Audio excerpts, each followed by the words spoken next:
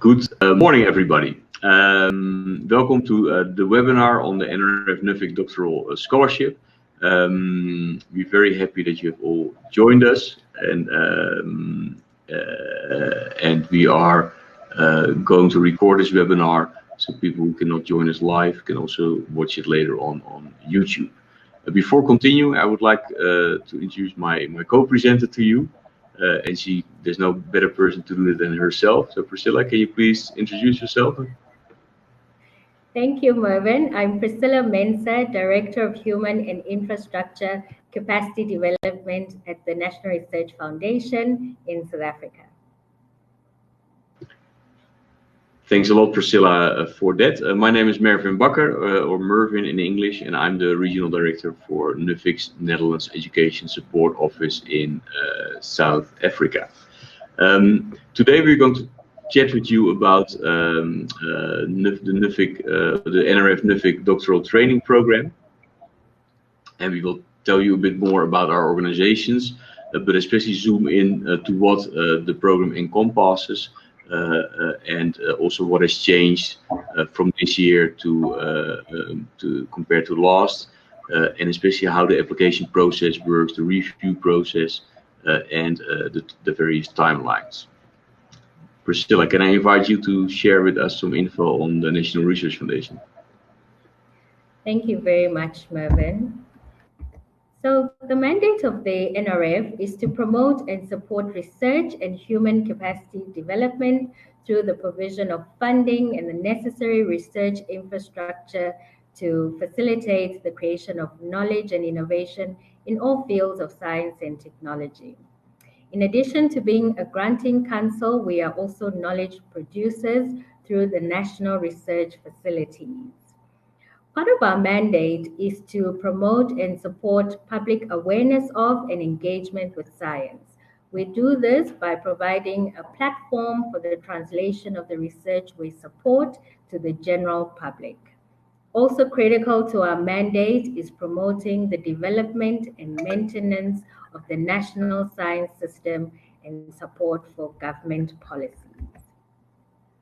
So what informs the work of the NRF are various national, regional, and international strategies. In South Africa, the National Development Plan Vision 2030 sets out a blueprint for South Africa's development. And more closely, our work is informed by the white paper on science and technology. At a regional level, we have STISA 2024, the Science, Technology and Innovation Strategy for Africa. And at a global level, of course, the Sustainable Development Goals. So the National Development Plan has a very strong focus on accelerating the number of doctoral graduates in South Africa. And it does this by increasing the proportion of academic staff with PhD up to 75%, as well as producing more than 100 doctoral graduates per million of the population by 2030. That's the target. These doctoral graduates must be in the science, engineering, and technology disciplines predominantly. We are currently less than 50%, so that's still aspirational. Universities also aspire to enroll 25% of postgraduate students. As an organization, we have adopted a transformation network which has 4 pillars: transforming the equity profiles of postgraduate students and researchers, the knowledge enterprise, science and society relationships, as well as building a diverse and inclusive learning organization. It's very important to the NRF that any decisions we make are evidence-led. And so I've highlighted a number of the projects that we are working on, but I'd really like to underscore the second bullet there, which is enhancing postgraduate access, success, and throughput through funding.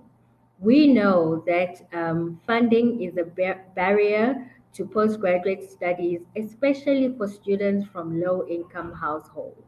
So over the last 3 or 4 years, the NRF has developed a postgraduate funding policy, which it will be implementing from this call. In my next slide, I want to provide a summary of this new policy. For the first time, the NRF will be funding students without interruption. So if you receive an NRF bursary at the honors level and you maintain your academic performance, you will receive funding at the master's as well as the doctoral level from the NRF. The NRF is also, for the first time, including an academic benchmark of 65% or above. Also, we are now funding at 2 levels, full cost of study for South African citizens and permanent residents who are exceptional academic achievers, financially needy students. These are students with a family income of 350,000 or less, and students with disabilities. Everybody else will receive partial cost of study funding. So how will the application work for the NRF-Nuffic doctoral program? We allow 2 modes under this scholarship opportunity. So once, when you apply on the system, you can either select the split site mode, which means you will be registered for your doctoral studies at a South African university, but you will have a Dutch supervisor, and this will lead to the awarding of a joint degree, 1 certificate with the stamp of the 2 universities.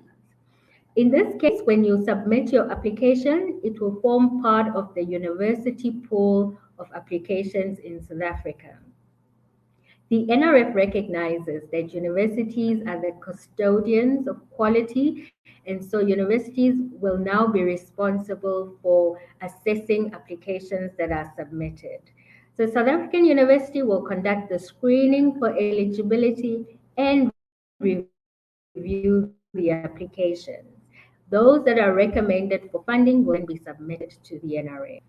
And then we will, especially if students have not previously been funded by the National Student Financial Aid Scheme or by the ICUSASA Student Financial Aid Scheme or ISFAB, we have an agreement with ISFAB to conduct financial means tests before the NRF approves the bursaries. Now, under the single site mode, the process is a little simpler. Applications are submitted to the NRF and we screen for eligibility, and it goes through a normal review process before the means test is conducted where appropriate, and then the NRF approval process. So we recognize that in order to contribute to a vibrant and globally connected international or national system of innovation, it's very important that we enhance our strategic international engagements. And the Netherlands, through NAFIC, are part of our strategic partners. Mervyn, over to you.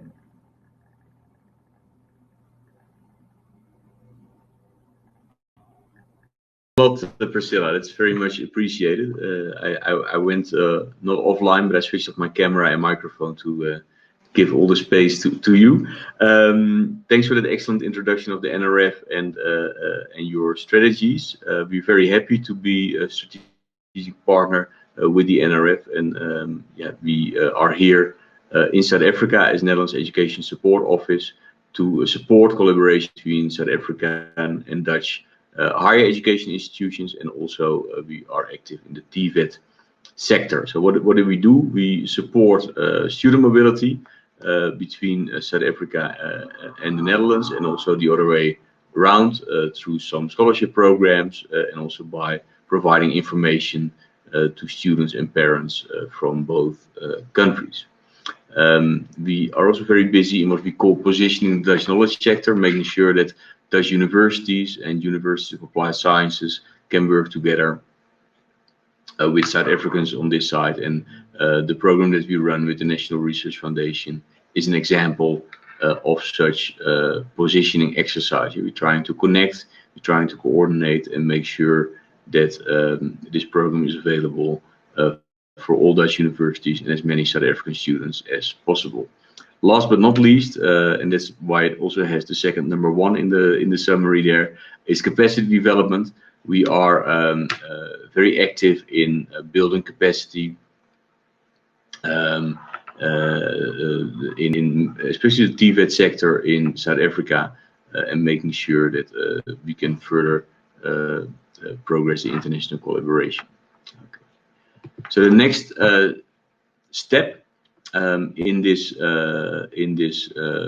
process or in this webinar is to tell you a little bit more about studying in the Netherlands. I'm not sure how interactive we can make this, given the connection problems. So I will just present, but please feel free to add anything that you like to my information here.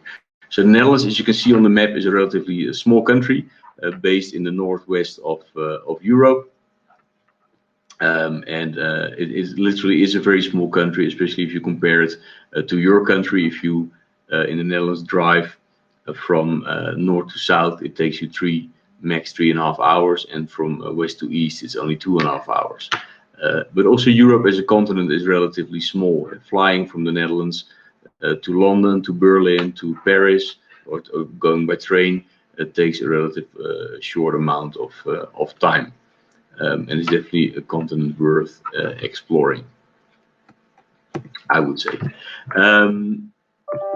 Other things that you might know the Netherlands from are tulips, obviously cheese, or football, and water management. Yeah, the Netherlands is for a large part below sea level, and we've been fighting for ages to keep our feet dry. And I think when it comes to water management, there's a lot that we have developed, and there's also a lot that we can learn from each other. Yeah, in the cooperation, for example, between Cape Town and various Dutch cities, you see that we can learn a lot from Cape Town's approach to dealing with water shortage, and on the other side, how do you deal with oversupply like we have sometimes.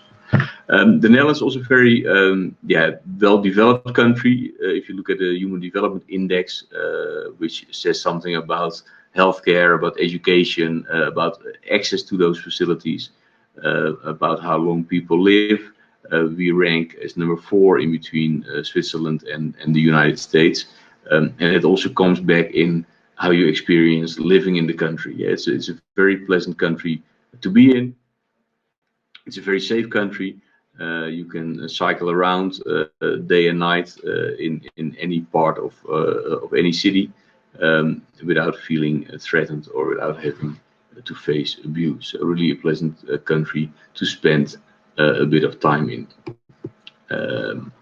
If you look at language, Dutch is our native language, but if you look at how many people speak English, then you see that with 90%, the Netherlands is well above average in Europe, and actually in continental Europe is the leading country. Yeah? So you will not need to learn any other language than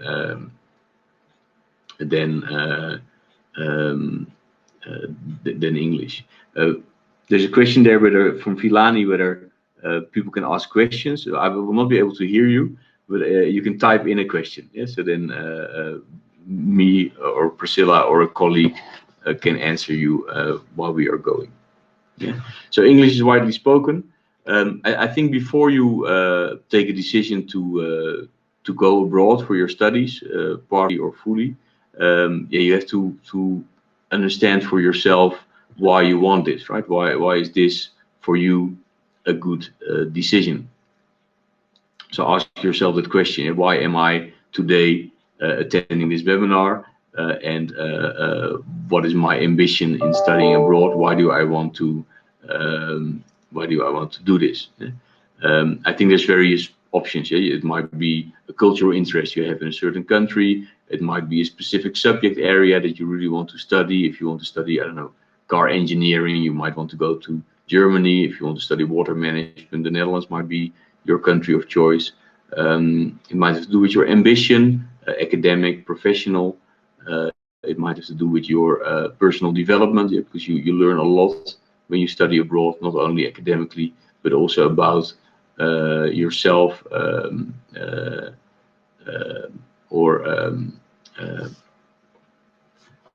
sorry, I look at questions there, sorry. Now, so you learn a lot about yourself. Yeah? You develop personally when you are living abroad, and at the same time, of course, you learn a lot academically. So there's various reasons, as you can see in this slide, that that might give you the urge to study abroad. At the same time, there might be other reasons, and these are just a list that we came up with.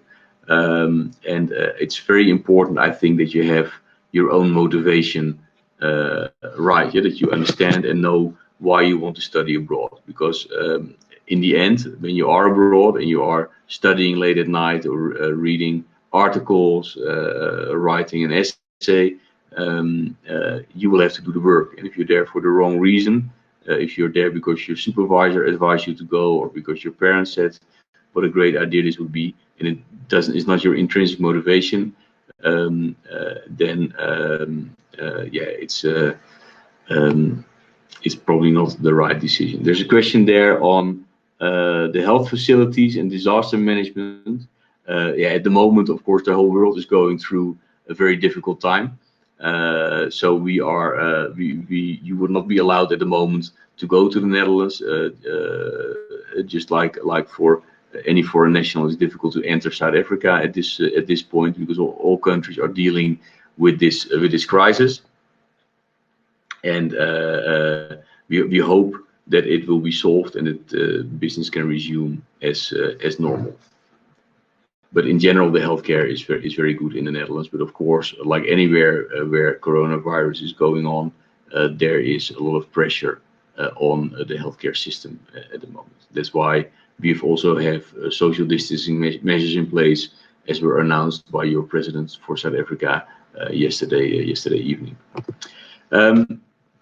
Assuming things go back to normal, then we should tell you why is the Netherlands a good choice for you in general, right? I mean, I'm not talking about specific subject areas, but really about why the Netherlands is a good study destination.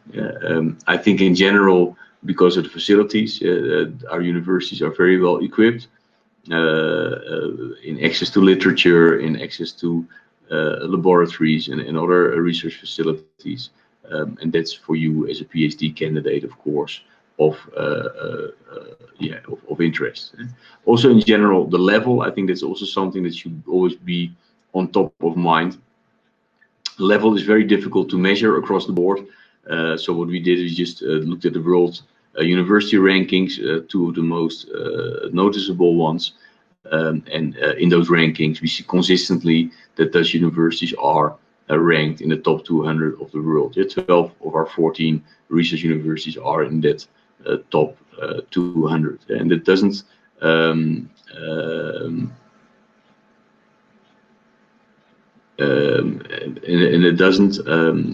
mean that all universities are great or all departments are great, but it tells you across the board that the quality is of high level. And I think when you are doing your orientation to study or do research abroad, the quality of the host institution should always be checked by you. And when you talk about PhD studies, of course, you can look at publications and research rankings. I think studying abroad, whether you as a researcher or as a student, it makes you very much connected to students and researchers from the Netherlands, but also more and more to students and researchers from many different countries. And nowadays, with the social media, things like LinkedIn, it's very easy to stay connected also after your studies. And so it means that you are building connections. You can learn on the spot from people with different backgrounds, but you can also stay in touch afterwards. And during your research career, it will be a lot easier to find co-researchers who can do joint publications with you. Okay, that was about the Netherlands. I hope you find the country interesting, and I can say without blinking that the Netherlands would be a very good choice for you to further your studies and your research. And especially if you can combine that with you're studying at a South African institution. Then on to the NRF-Nuffic doctoral training program. This was based on a bilateral memorandum of understanding between South Africa and the Netherlands, where we decided to cooperate in science and technology. And one of the follow-ups from that was a memorandum of agreement signed by the NRF and Nuffic to set up a joint doctoral training program, which was actually a successor of a program that the NRF already was running with one Dutch university, the Vrije Universiteit, the Free University of Amsterdam. In discussion with that university and with the NRF, it was decided that we wanted to open the program for all Dutch universities, and we have succeeded in that, I think. What do we want to achieve with the program? We, from our perspective, want, of course, to make cooperation between Dutch and South African universities more sustainable. So that's why we are trying to set up modalities where joint supervision is done, because that, in our view, leads to sustainable relations between academics and also, in the end, in sustainable institutional relations. We also do this, of course, to support the development of a critical mass of young researchers in South Africa, especially in prioritized areas. And in relation to that, obviously, we want to contribute to the transformation of the South African academic labor force. On to the next slide. In the program, we have two modalities for now, I have to say, because we are moving forward. We are considering to move to one modality. One modality is the full-time doctoral studies program at Dutch universities, which is called the single-site mode, and in that case, you would study for 4 years in the Netherlands. And the other one is also full-time doctoral studies, but it's called the split-site mode, meaning that you are doing your work partly in South Africa under a South African supervisor and partly in the Netherlands. We are trying to focus more and more on the split-site mode, and that's why for this year applications for the split-site mode will be given preference. And the reason for that is twofold. First of all, I said we want to foster international collaboration between South African and Dutch institutions, and we think this is the best way forward. And secondly, we also want the South African PhD candidates to stay connected to the South African academic environment, so that after graduation they can ease into a position here.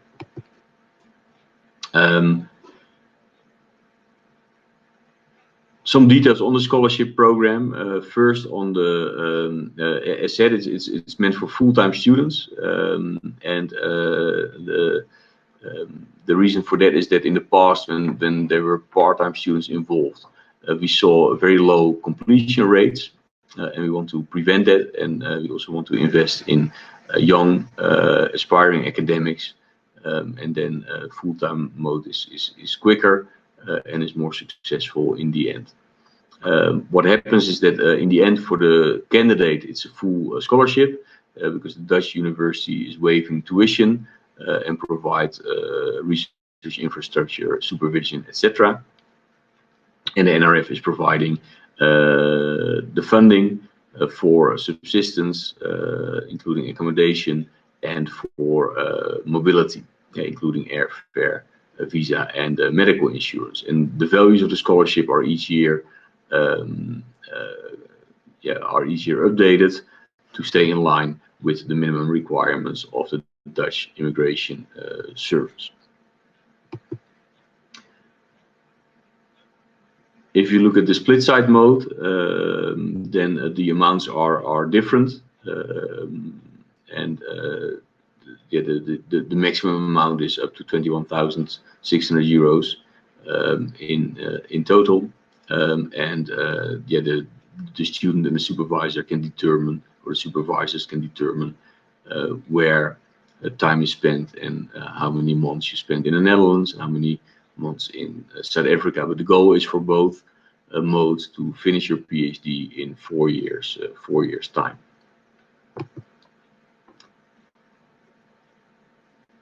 In which areas do we want to support? In principle, in all areas, but there are some priority areas that are determined. First of all, it's in the STEM disciplines where we want to give preference, and also in some other areas that are mentioned here below, like nursing and emerging research areas. Yeah? It doesn't mean that if you are from social science or humanities that you don't have a chance. I already saw a question here below on somebody who wants to study accounting. That's all possible. But yeah, STEM disciplines and the other disciplines mentioned here definitely have preference. Then I think my last slide before I give over to Priscilla again, the eligibility of the applicants. Applicants must be South African citizens or permanent residents with a South African ID number. Am I doing your slide already, Priscilla, or not? No? Am I still fine? Okay, good. Then, because I saw you popping up there in my screen. You shouldn't hold another scholarship at the same time, yeah, because the scholarship is full cost covering in principle. Then yeah, it's not allowed to have another scholarship from the South African or Dutch government. Now, of course, you need to provide a master's degree certificate, and we will get back to that in a bit more detail. If you're currently still in a master's, you can also apply. But you have to know approximately when you will finish and be able to show that when requested. You have to be intending to do full-time studies, as I mentioned before, and you cannot hold full-time salaried employment during the scholarship that you are going to receive. Okay, and with that, I'm going to give the floor back to Priscilla, who's eagerly waiting to tell you all about the application process. Thank you very much, Mervyn. Yes, I'm excited to start talking to the folks about how to apply. The NRF works a year in advance. So when we publish a call in 2020, it's going to be for funding in 2021. All applications have to be submitted on our online submission system, and the link is provided there. We anticipate, even with the national shutdown that was announced by the president yesterday, that the call will open on the 1st of April as planned. We know that some applicants may have challenges submitting applications immediately. So when the shutdown ends on the 16th of April, we will look into opportunities for extension.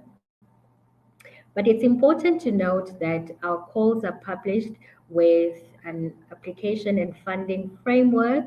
It's important to read this framework because it has all the details about eligibility and scholarship values and really all the things you need to remember before submitting an application. We want to advise potential applicants that the process can take time. If you're considering the split site mode, it will be important to identify a supervisor in the Netherlands. The framework document will have a list of potential supervisors, so you can find one in your discipline prior to submitting an application. We encourage you to start your application early because closer to the deadline, there's a lot of traffic on the system, and sometimes it can lead to it crashing. But in order to apply, if you are not yet registered on the NRF system, then the first step would be to register. But once you register, you will have your ID or password or your ID or passport, and you can insert that information along with your password to log into the system. You need to then select, as the blue arrow shows, NRF Postgraduate Scholarships. I indicated in my previous couple of slides that we recognize the value universities have as custodians of quality, and that the review process will now be handled by universities. But the NRF is providing some guidance through a standard scorecard that we have developed and shared with universities. It's a simplified scorecard which goes along with our simplified online application template. It looks at 6 areas: academic merit, so what was your percentage mark for the master's degree? If the master's degree is in progress, then you can provide your average percentage mark for the honors degree as shown there. It also looks at completion time for previous degrees. Now, the Department of Higher Education and Training has provided a minimum prescribed period, which is the minimum time in which you can be registered for any degree. For a doctoral degree, the minimum period is 2 years. This forms part of the assessment, so it looks at your completion of the previous degree, in this case your master's, and the minimum prescribed period for a master's is a year. And it uses that as part of the scoring criteria. What has the track record or research output of the applicant been? Also, are you in a research priority area? What is the originality of the doctoral study, which you will provide in your problem statement, in your identified knowledge gap, as well as your aim and objectives. Finally, it will be important to highlight the potential impact of the research you will be doing that is part of the assessment. So what are some of the changes that we have made on the application template? When you log in and you select NRF Postgraduate Scholarship Call, we will take it for granted that you would have read our framework and have all the information that you require. You will, of course, be applying for a doctoral degree, and you will be a first-time applicant, which means you're not currently funded by the NRF. You need to then select the scholarship for which you are applying. In this case, as Mervyn said previously, you can either select the split site mode, which we will be funding disproportionately, or you can select the single site mode.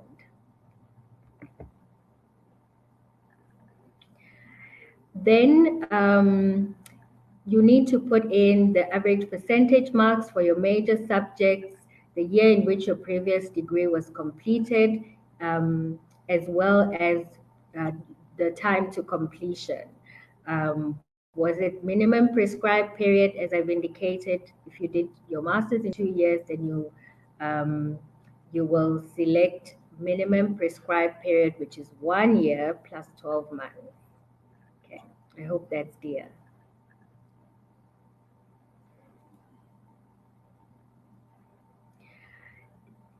Now, the sections that are assessed are shown here.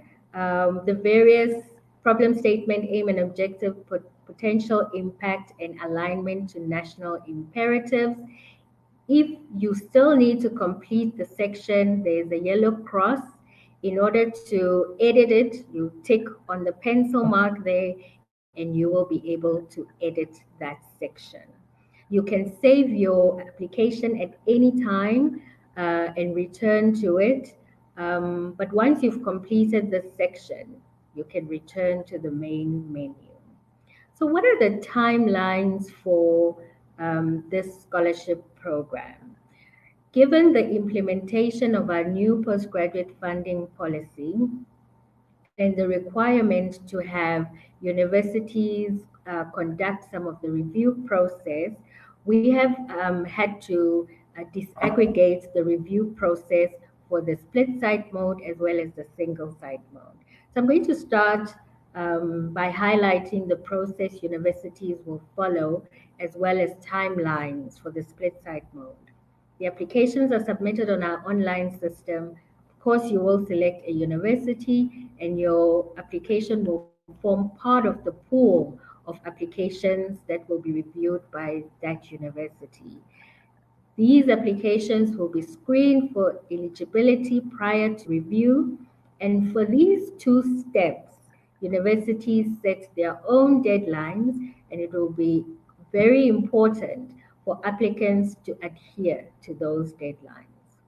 Universities then need to submit their applications, which are recommended for funding, to the NRF by the 14th of August. Once the NRF receives these applications, we have an agreement with the ICUSASA Student Financial Aid Program to conduct a means test, because they have an arrangement with the banks that makes a means test possible. And that process will be concluded by the end of October, as shown there, for the NRF to finalize its approval processes around mid-November. In terms of the single site mode, we have inserted a deadline for submission by applicants to the NRF.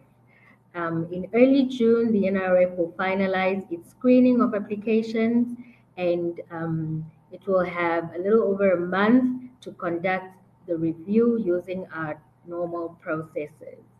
This cohort of applications will also undergo a means test as necessary prior to NRF approval. So in the previous slides, we highlighted the NRF's transformation agenda. And in order to meet our equity targets, we have set that we will have 90% Black applicants receive a scholarship. Our target for gender is 55% women and 1% persons with disability. So the award principles that we follow are, firstly, the recommendations by the expert reviewers. Of course, we take financial means into consideration and our equity targets. As we've indicated, although we fund all disciplines, we do prioritize the science, engineering, and technology disciplines, and NRF funding is limited by available budget. So this brings to conclusion the formal aspect of our program, and in this slide, we've inserted some of the contact information of the Nuffic NESO team. When the call is published, there will be contact details inserted there as well. We will be answering some questions after this, so I welcome Mervyn back online. One of the questions I've noted is whether if you are pursuing an MBA or a professional degree, will the NRF fund this? Remember when I outlined the mandate of the NRF, I said it's to promote and support research. So the NRF has taken a strategic decision not to fund professional degrees, but only research degrees. And so professional degrees are not funded by the NRF. Mervyn, I wonder if I can ask some of the questions, popular questions that we've received over the last few years. Folks often wonder, if I'm interested in the split site mode, would it be necessary for the university in South Africa and in the Netherlands to have an existing memorandum of understanding prior to application? Yeah, how would you respond? That's a very good question, and one that's often asked, either to the NRF or to us. And yes, indeed, a memorandum of agreement has to be in place between universities from South Africa and the Netherlands before the start of the funding period. so to make sure that there's arrangements in place to come to a joint degree. And then usually the follow-up question is, and can the NRF or Nuffic provide a template? And the answer is yes. There's a generic template available from the NRF. And Nelson, who's already answered some questions during the webinar as well, would be available for that. His details are missing here on this slide, but I can give them to you here. Maybe Nelson can also type them in himself in the answers there. But his email address is nelson@nrf.ac.za, and he can be approached for this question and also for other questions. We try to spread the load a bit between us and the NRF in that sense. So Nelson, I think it would be helpful if you type in your email address here in the comments.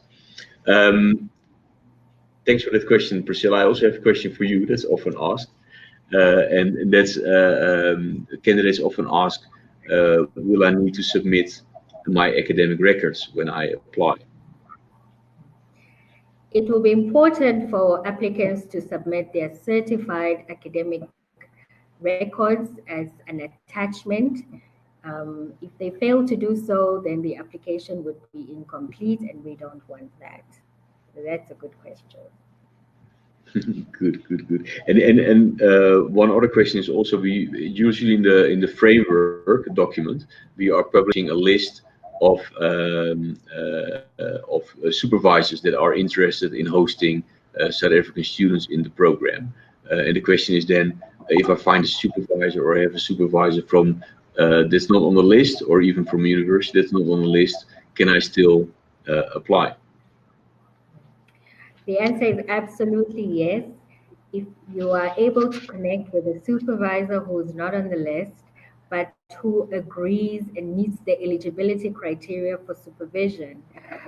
So between the NRF and Nuffic, and by extension, the institutions in the Netherlands, there is an agreement that universities in the Netherlands will waive tuition, provide research running costs, and supervision support. So as long as they commit to providing all of this, you can absolutely submit an application with them as your supervisor. Thanks. Mervyn, you mentioned in your presentation that applicants who are in their final year should not be discouraged, but can apply. Perhaps you can expand on that. Yes, thanks. Yeah, so these people who are still in their masters are eligible to apply, but they will have to submit their master's certificate to the NRF within 6 months. And if they cannot do that, then the scholarship will be cancelled in the end. But it is possible, and actually people are encouraged to apply also if they are in the last stages of their master's degree. Priscilla, since you are such a specialist in the whole thing, could you answer the question, do candidates need to have a supervisor when applying for this scholarship? That's a question that we get a lot, and it's important to identify a supervisor before you apply, because supervisors have to provide a letter of support, which forms part of the application process. So absolutely, it will be critical to identify a supervisor before you submit an application. And Mervyn, I must say, we've made life a lot easier by inserting an annexure which went out with the pre-call. The pre-call is actually still available on the NRF website, nrf.ac.za, and the formal call will be published on the 1st of April. And we'll have the same, actually we'll have an updated annexure with the list of potential supervisors from the Netherlands. Great. Okay. I think that brings us to the end of what we wanted to say and share. Maybe with one exception, because you said, I think in the beginning, but maybe we should repeat it, that we're very happy that we could finish the webinar without any further technical hiccups. And that the recorded webinar will be published on YouTube. Usually it takes a day to upload and download. And then we will post a link on our social media channels and with the hashtag NRF-Nuffic 2020. And if you post a question with that hashtag, we will try between NRF and Nuffic colleagues to answer that. And with that, unless you have anything to add, Priscilla, I would like to give the floor to any further questions that might be still hanging around. Yes, I see some of the questions that are coming in. So at the South African universities, the NRF have designated authorities who are responsible for managing the applications that are submitted. And of course, their work will be impacted by the national shutdown in South Africa. So we will adjust our timelines in consultation with these designated authorities at universities. It's one of the questions I've seen that's coming.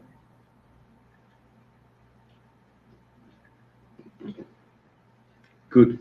Any further questions?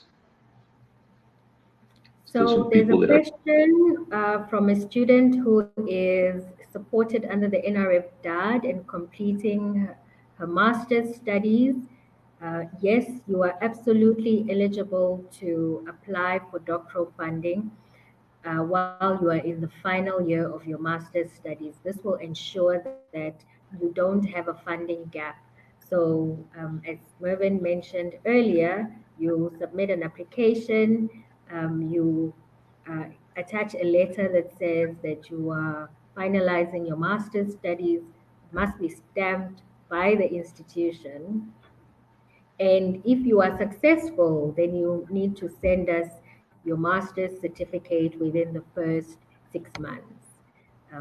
But absolutely, you should apply. Good. Somebody says, Priscilla, that on a second year of a PhD, can he or she still apply? As a general principle, the NRF funds students who are not in their final year for any degree, which means if you're in your second year and you have one more year of your doctoral degree left, you can apply for NRF funding. Under this program, given all of the intricacies we've outlined in this webinar, we will be giving priority to applicants who are in South Africa who are applying for the first time and starting their degree. But it doesn't stop you from applying, although we are giving preference to those who will be in their first year of study in 2021. Cool. Okay.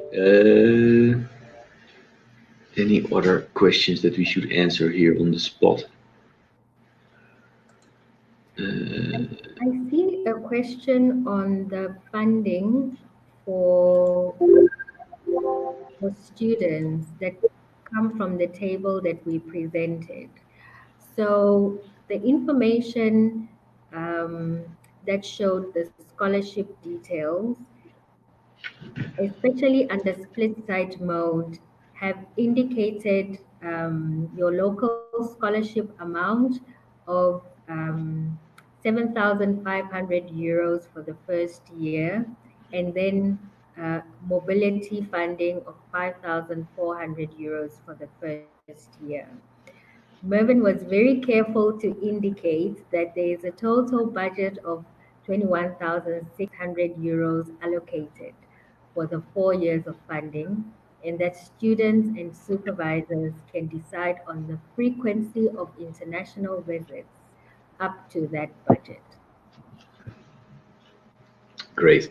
Then there's a question on the employment part and whether that also affects interns. My feeling says no, but I want to check that with you, Priscilla. Okay. So interns who are in their final year of the internship and wish to study further are absolutely encouraged to apply. Your application is in time because if you submit your application this year, you only commence your studies next year. So yes, please apply. Great.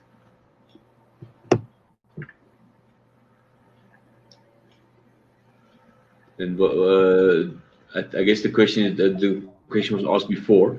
What are NRF's arrangements for postdoctoral funding? That's an entirely separate, I don't know what to call it, a webinar or a live stream session. We are planning an information session which will be streamed live.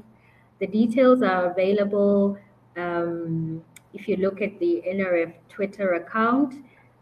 You'll be able to see we are presenting that session on Thursday, the 26th, so before the national shutdown. It will be streamed live, and the video will also be an available resource for researchers, emerging researchers who are thinking of postdoctoral fellowship. Good. I think there are no more questions. Quickly, please. Sorry to interrupt. Yeah. That my email address is in the cover slide. And so if there are additional questions outside of the NRF-Nuffic doctoral program, which we've discussed today, such as postdoctoral funding, funding for emerging researchers, or even funding for established researchers, because I think some of our listeners are designated authorities at universities, they should please email me and I'll be able to provide the necessary information. Great. Just put up the slide so you've got Priscilla's email address in your screen there. Yeah. Good. Good. Then I think, Priscilla, that we are going to finish this webinar right here. Absolutely. That we, would like to thank everybody who participated. Also for bearing with us during the technical issues, and I'm very glad that we could finish it now in one go. We will publish the link online. Thanks Priscilla, but also thanks to Nelson, Jade, and Fucilo, who for NRF and Nuffic answered the questions here online. Thank you. Have a nice day. Stay healthy. I think it's also important in these times, and we will stay in touch. Thank you. Bye. Bye-bye.